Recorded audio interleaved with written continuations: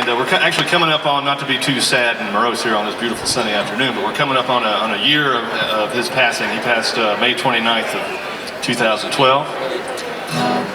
And so, you know, him being such a hero of mine, and Bill Monroe being such a hero of Ronnie's, and a mentor and a friend, that's one of the greatest blessings of our lives, of being able to play this kind of music, is to have been able to hang around those guys and not just learn from their music, but be around them and learn from their stories and learn from their mentorship and their friendship. And it's just been really great. This is a tune that Bill Monroe wrote after he heard Doc Watson, and it's called the Watson Blues.